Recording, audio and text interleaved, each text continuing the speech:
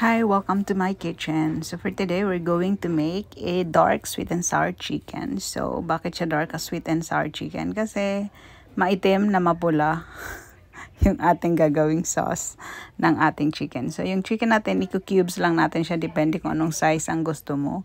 Lalagyan natin ng paminta, lalagyan natin ng salt, lalagyan natin ng magic sarap, lalagyan din natin ng cornstarch kasi para pag pinirito natin siya, crispy siya. So, ayan, imimix lang natin yan. Halu-haluin natin hanggang sa makombine natin lahat nung nilagay nating ingredients para sa ating chicken. So, ngayon gagawa tayo ng sauce. So, may sesame oil, may oyster, at mayroong ketchup. So, depende sa'yo. Pwede mo siyang lagyan ng honey, ng sugar, kung gusto mo medyo matamis-tamis yung iyong sweet and sour.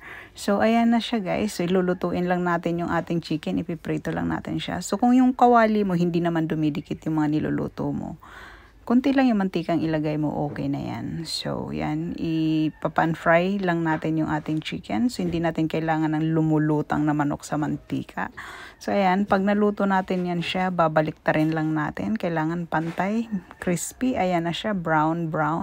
So, pwede na natin siyang hanguin. At para makapagawa na tayo ng ating sauce ng ating chicken. So, ayan. Gigisa lang natin yung bawang. Ilalagay natin yung sauce mixture na ginawa natin kanina. Tapos, i-dissolve lang natin yan siya hanggang sa maluto at lumapot na yung sauce na ating ginawa para pwede na natin ilagay yung ating chicken. So, pag ganyan na yung itsura niya, malapot na. So, yan, pwede na natin ihalo yung ating chicken, guys, para ma-coat natin yung fried chicken na ginawa natin sa sauce na ating ginawa. So, ayan na yan siya guys. Ganyan lang yan. Mimix mo na yan siya. Pag na-combined mo na yung sauce at saka yung chicken, na-coat mo na yung chicken mo, then okay na yan. Lalagyan mo lang yan ng onion or parsley. Depende sa'yo kung ano yung gusto mong ilagay. Toppings mo. So, ako nilagay ko lang is scallions kasi yun lang naman yung available dito sa amin. So, yan na yan siya guys. Tapos na. So, kung may sesame seeds ka, pwede mo din lagyan yan siya para maganda at mas lalong sumarap yung iyong sweet and sour chicken. So, yan guys. Rice na lang ang kulang at kakain na tayo. So, thank you so much for watching.